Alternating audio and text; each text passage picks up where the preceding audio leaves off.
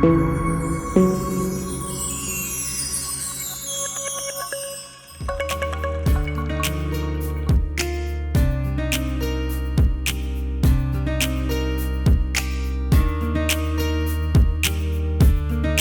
मैं डॉक्टर राव, आज जो हम आपको केस दिखाएंगे वो एक पेशेंट का है जिसमें हमने नोज में लिक्विड राइनोप्लास्टी की है, यानी नोज में फिलर डाला है और साथ में किया है थ्रेड लिफ्ट।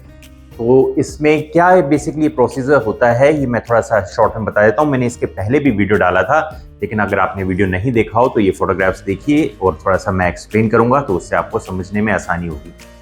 बेसिकली बहुत से पेशेंट्स इनकी नाक पे एक तरह का डिप्रेशन होता है और नाक यहाँ से ब्रिज ऑफ नोज जो है वो नीचे की ओर दबा हुआ होता है, तो वो पेशेंट्स लिक्विड राइनोप्लास्टी बड़े अच्छे से करा सकते हैं, या टिप आगे की दबी हुई है तो उसको भी उठाया जा सकता है। लेकिन वो सर्जरी कराने से डरते हैं, उनको डर लगता है सर्जरी कराने से, तो उनके लिए फिलर एक सही ऑप्शन है।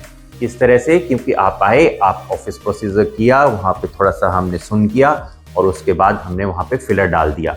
फिलर बेसिकली हाइलुरोनिक एसिड का एक केमिकल होता है और जो जेल टाइप में होता है, इंजेक्शन में आता है, हम उसको डालते रहते हैं और धीरे धीरे पेशेंट भी देखता रहता है उसको, क्योंकि उनको हम मिरर दे देते हैं तो वो देख लेता है कि किस तरह से उनकी शेप आ रही है। जब एडिक्वेट हमें मिल जाता है वो बॉडी के अंदर जाके क्या होता है, जेल होता है, लेकिन बॉडी के अंदर जाके वो चेंज कर जाता है अपने आप को और एक सॉलिड फॉर्म ले लेता है।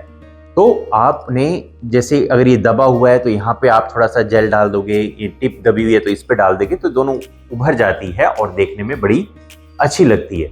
फायदा ये है, आप करा के गए 15 मिनट में ही आपकी लुक चेंज होगी, किसी तरह का कोई पेन नहीं है, कोई आपने एंटीबायोटिक नहीं खानी, कोई एडमिशन नहीं है, कोई बैंडेज नहीं है, और ये जो हमने किया है ये लगभग 1.5 साल तक स्टेबल रहता है। ये जो लुक होती है 1.5 साल तक रहती है, उसके बाद 1.5 साल बाद आप इसे रिपीट भी करा सकते हैं। तो इस पेशेंट में हमने उनके नोज के डोर्सम पे, मतलब इधर ऊपर, बेसिकली हमने फिलर डाला है और थोड़ा टिप पे डाला है, थोड़ा टिप को शार्प करने के लिए। तो इन दो जगह पे फिलर डाला जाता है। सबसे अच्छा रिजल्ट ये डोर्सम पे देता है और ब्रिज ऑफ नोज को उठा देता है। साथ ही साथ थ्रेड लिफ्ट किया है। थ्रेड लिफ्ट कैसे किया है कि जैसे एज के साथ ये जो गाल होते हैं, चीक्स होते हैं, नीचे की ओर ढलकने लगते हैं, तो हम क्या करते हैं कि यहाँ साइड से, अगर आपने वीडियो भी देखे हो तो बताता हूँ, एक निडल डालते हैं, 2-3 निडल डालते हैं। निडल्स अंदर जाती है स्किन की निचली लेयर, जब ये स्किन है इसके नीचे नीचे जाती है, और फिर हम निडल को वापस खींच लेते हैं। उनके अंदर एक थ्रेड जुड़ा हुआ होता है, वो थ्रेड वहीं पे रह जाता है।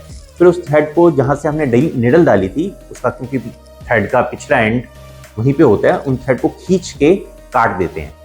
तो आपने यहाँ से निडल डाली, निडल यहाँ पे गई, आपने निडल को निकाल लिया, यहाँ पे थ्रेड बच गया, उस थ्रेड को, उसका पिछला एंड यहाँ पे है, उस थ्रेड को थोड़ा खींचा, तो उस तरह से जैसे ये है थ्रेड खींचा तो ये स्किन भी खींच गई, और इस तरह से ये भी लुक देखने में अच्छी होगी। चीक्स भी पीछे की ओर चले गए और ये जो लाइन होती है ये थोड़ी कम हो जाती है। फिर जो थ्रेड यहाँ पे बचे होते हैं उनको थोड़ा सा खींच के कट कर दिया जाता है, तो वो दिखते भी नहीं है, बॉडी के यहीं पे चीक्स के अंदर रह जाते हैं, और ये डिसॉल्वेबल थ्रेड्स होते हैं, मतलब ये डिसॉल्व हो जाते हैं।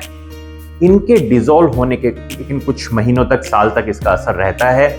लेकिन एक ये काम क्या करते हैं कि जब डिसॉल्व होते हैं तो इसके आसपास बॉडी एक रिएक्शन करती है, जिस कारण से वहां पे नया कोलेजन फॉर्मेशन होता है। तो इनके डिसॉल्व होने के बाद भी जो स्किन है वो वहां पर टाइट रहती है। तो ये 2 तरह के प्रोसीजर आप काफी कंबाइन कर सकते हैं। मैंने ये नोज के लिए आपको फोटो दिखाई है, लेकिन हम इनको लिप्स में भी, फिलर को आमतौर पर लिप्स में भी डाला जाता है, नेज़ोलेबियल फोल्ड में भी डाला जाता है, नेक में भी डाला जाता है। ये जो लाइंस आ जाती है नेक लाइंस, इनमें भी डाला जाता है। तो इनके साथ साथ हम फिलर और दोनों थ्रेड लिफ्ट को कंबाइन कर सकते हैं। आप ये फोटो देखिए, अगर आप ये हमसे कराना चाहती हैं तो ये मैंने बताया, ये तो आके आप सीधा करा के वापस जा सकती हैं। इसमें कोई भी एडमिशन या किसी भी तरह का कोई इशू इन्वॉल्व नहीं होता। गुड़गांव में हमारा क्लिनिक है, साथ में महीने में मैं एक दिन लखनऊ में भी जाता हूं, तो अगर आप वहां पे भी फिलर कराना चाहते हैं या कराना चाहते हैं तो आप वहां पे भी करा सकते हैं। आपने अपना टाइम दिया, इसके लिए बहुत बहुत धन्यवाद। Thank you.